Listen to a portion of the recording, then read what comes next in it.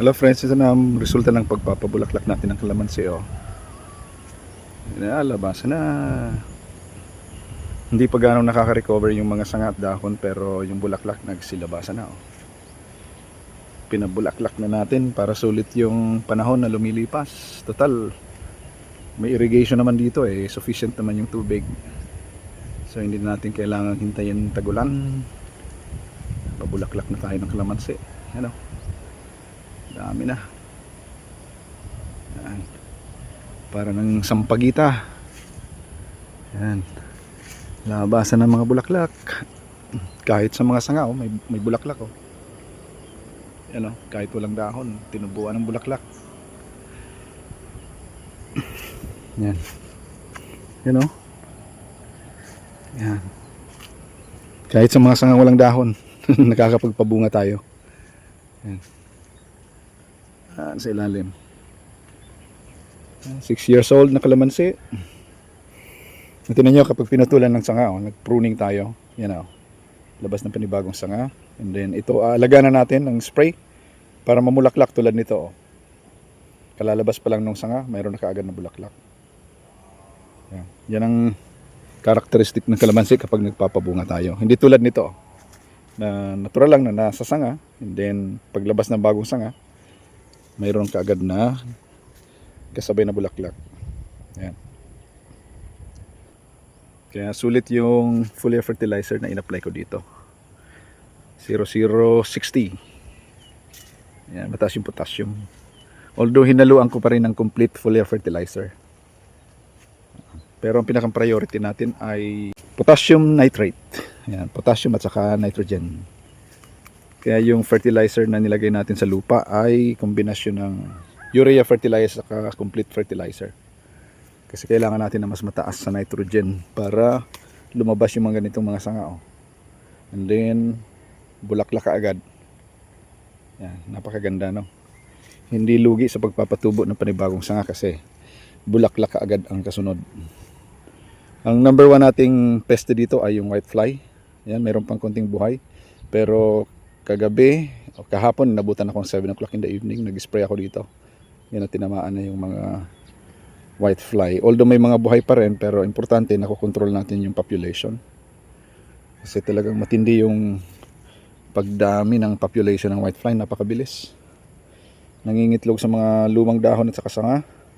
Pag napisa, kahit every other day tayo nag-i-spray ng pamatay ng whitefly, pero hindi pa rin nawawala.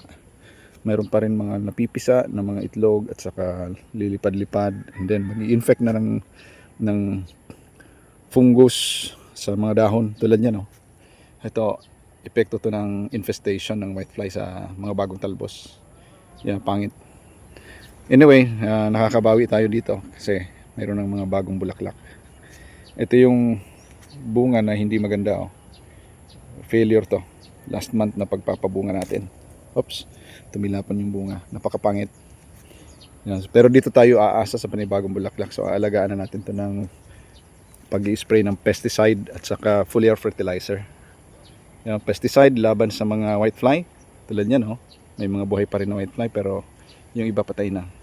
At saka yung foliar fertilizer na complete na ginagamit ko, Mano Green, para maalagaan yung mga bulaklak at saka talbos. Yan, para tumuloy na to bilang bunga. So, nalugi man tayo last month ng pagpapabunga, pero babawi tayo this month na mabuo itong mga bulaklak na to na maging bunga. And hopefully after the 2 months ay makaharvest tayo. Yan. Ito sana yung pinabunga natin 2 months ago. Last month ganito. Yan. Ito pangit, tingnan nyo. Yan ang infestation ng mga insekto tulad ng whitefly at saka citrus bugs. Yan. Pero mayroon ng signs ng pag-bloom ng mga bulaklak. Yan nagsisilabasan na. Yan. Pumuputi na siya sa mga sanga. At saka paglabas ng panibagong sanga na ganito, na alagaan na natin ng spray para makaproduce ng bunga. Hindi tulad nito, na-infect na siya ng whitefly. So dapat i-pruning na yung ganito, gugupitin natin to para hindi na kumalat yung sakit. Yan. Yan, tulad niya infected ng whitefly. Grabe Yan. Okay, so may mga ilang bunga, papalakihin natin para meron tayong pang maintenance, pambili ng pesticide at saka foliar fertilizer. Yan. So yan, tulad nito, oh, may mga bagong sanga na pwede pa rin natin itong pabungahin. So, hindi natin ito inaalis. Kasi hindi naman ito kalamunding eh. Ito ay panibagong sanga para mag-produce siya ng bunga. Pwedeng pabulaklakin. Yan. So nangangamoy na ng bulaklak ng kalamansi dito. Yan, talang niya. Tingnan nyo. Yan, yung mga bulaklak ng kalamansi ay nasa sanga. Kahit medyo magulang na yung sanga ay lumabas pa rin yung bulaklak. Yan. Yan ang kagandahan sa kalamansi. Namumunga kahit dito sa mga sanga na to. No? Hindi lang dito sa may dahon. Tulad niya, no? Ang dami ng bulaklak nagsilabasan. Yan. Kahit sa sanga mayroon. Yan. Okay. So ito na yung mga inaalagaan natin. Ito, tingnan nyo, walang bulaklak kasi yung dahon ay infected ng virus or bacteria or fungus dahil sa whitefly. Kapag curly yung dahon, yung talbos, pangit. Hindi siya mamumunga. Yan. So kahit saan tayo lumingon, pare-parehas na yung kondisyon ng ating halaman. Lahat na lumalabas ng bulaklak, yan, yan, sisilabasan na yung mga bulaklak. Saka mga malilit na talbos, mga sanga. Yan, papabungahin natin. Yan. Okay?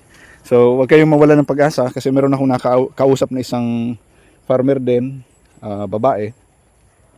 Sabi ni ate, Maria Corazon.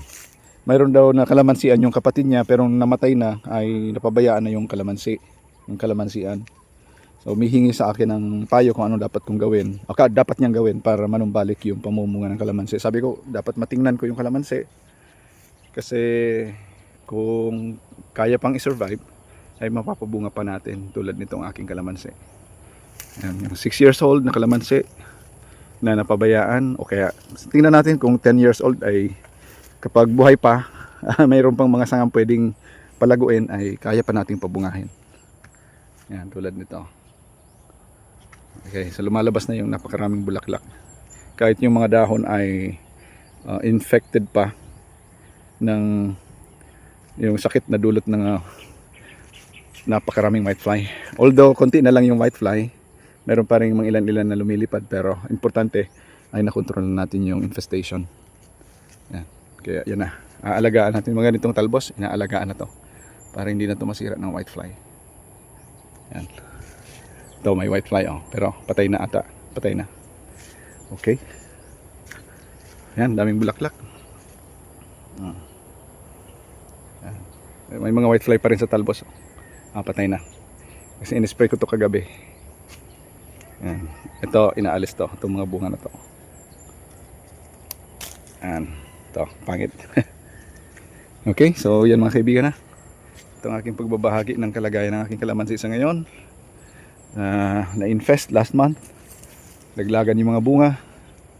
Pero ngayon ay nagre-recover tayo ng mga bagong maliliit na talbos na yan at saka paglabas ng mga bulaklak.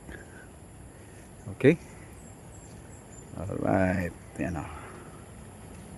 Yan. Napakaganda ng resulta ng ating maintenance. Yan. Okay.